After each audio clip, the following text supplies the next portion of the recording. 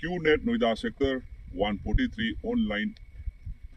business asigi matangda Kanglaipak Communist Party na kupna investigation tawraba matungda phanglakpa report lebak miyamda thamjari madudi Qnet Noida Sector business asi e-commerce direct selling business oibana upline amana downline ama hapa haibasi company asigi protocol ni protocol sigi matungina upline amana downline ama hapa matamda registration plus purchase policy lay purchase policy si kanagumbi upline amana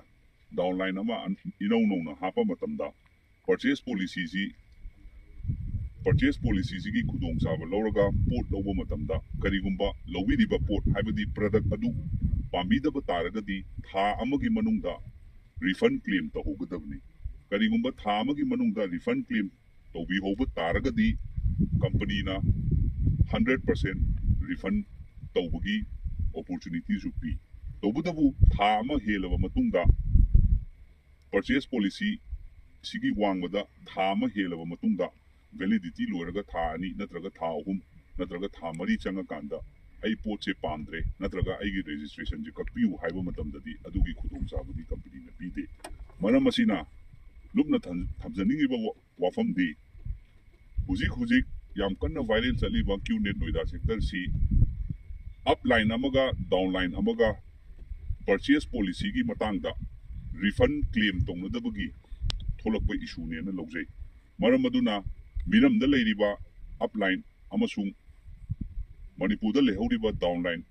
fazana ningthina leibang masa tana phone nung phongnaduna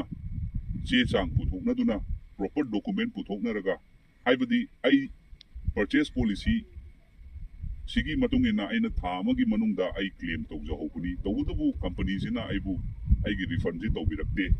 haibana singba che chang document myam dum marik chumna puthokpiraga magi upline da approach tawbiraga magi ngawdriba pasadu ma company gi through da upline to na board of director da thangalaga even CEO pau yauraga with proper document ulakanda refund tawbu yabagi opportunity to lobiu amasung downline amana upline amada hekta